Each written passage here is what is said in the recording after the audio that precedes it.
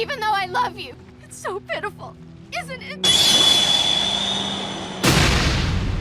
Yuga being the traitor of UA. Yeah, so remember when he made his return and was badgering everyone to ask where he'd been before comically turning to the camera and saying, "It's a secret," in the flashiest of ways? Well, turns out this wasn't just a moment of comic relief. The secret was probably much darker than we thought, and it's incredibly sad and disappointing to me. Yuga had been working with the League of Villains the whole time behind the scenes. Now, he's since ended his alliance with the League, but still, I mean, this hurts. Yuga was one of my favorite characters, and having only watched the anime up to this point, it was recently revealed to me by some of you fine subscribers that he wasn't as harmless as he seemed. You let me down, Yuga. Next on the list is Aizen's betrayal of the Soul Society.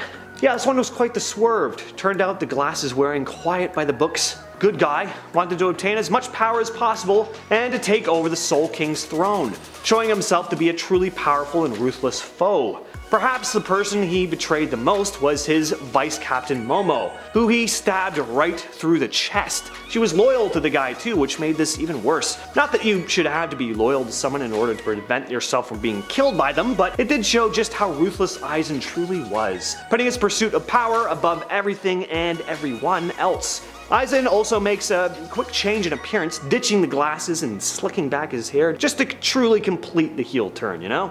The Reaper's betrayal of his former mentor Koro-sensei from Assassination Classroom is next. Now, the Reaper was trying to take out Koro-sensei the whole time, but it's the reveal that he was his former protege that puts him on this list here. Plus the fact that the seemingly innocent florist that students met turned out to be this vicious assassin must have been a pretty big shock. The Reaper proved to be a pretty serious threat to Class E, tricking them, taking a bunch of them out one by one, trapping them. But the fact that his assassination techniques were taught to him by Koro-sensei and that he had the goal of killing his former mentor was quite the twist. And to make it even more gut-wrenching, all he really wanted was to be acknowledged by his former master. Next on the list is Hawk's betrayal of Twice in My Hero Academia again. So yes, we knew Hawks was going to turn on the League of Villains. He was a spy after all, but his turn on Twice was a lot more upsetting actually than I thought it was going to be. Yeah, he had to take him out and he tried his best to bring Twice into custody alive, but that didn't make this any less sad in my opinion. Seeing Twice's reaction to messing up yet again, bringing someone into the fold that would ultimately help in the League's downfall made me kind of feel for the guy, and the fact that he really trusted Hawks and thought he was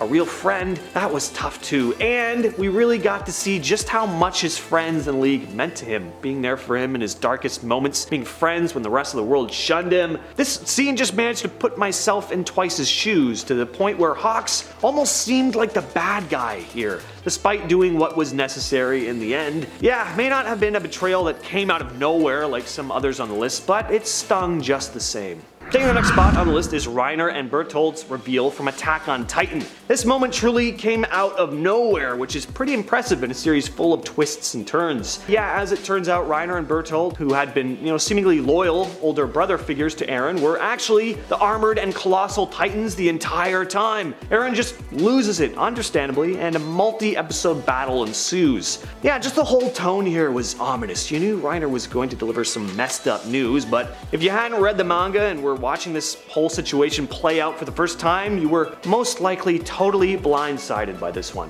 Coming in at second place is Griffith's betrayal. Okay, so this one is downright infamous right here. In order to become the powerful femto, Griffith agrees to sacrifice all his friends in the Band of the Hawk in order to do so. The group then proceeds to get absolutely massacred by demons, getting ripped apart and eaten alive. This isn't even the worst of it though, as Griffith does some of the worst things imaginable to Casca. Can't go into much detail about that, once again, here on YouTube, but suffice to say, this is probably the most brutal betrayal in anime history. This is all after they've just banded together to save him, by the way. Griffith spent a year being tortured in a dungeon, and this is the thanks they get for coming to his aid?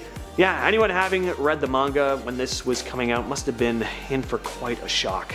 And coming in at number 1 is one of the biggest betrayals in anime history yet again. Sasuke's turn on the whole village of Konoha when he decides to run off with the worst villain we'd seen up until that point, Orochimaru. Nobody could believe he was doing this, and it left them so stunned and heartbroken that they spent pretty much all of Shippuden just trying to catch up with the guy to talk sense into him. We all knew Sasuke had, his issues. He was dark and brooding and was obsessed with killing his brother for good reason, but going so far as to side with one of the biggest creeps in the series just to gain more power, that's a whole new level of obsession right there. This one really messed with Naruto and Sakura's heads. One of the biggest punches in the gut the heroes have ever experienced, and they've taken a lot of actual physical punches to the gut.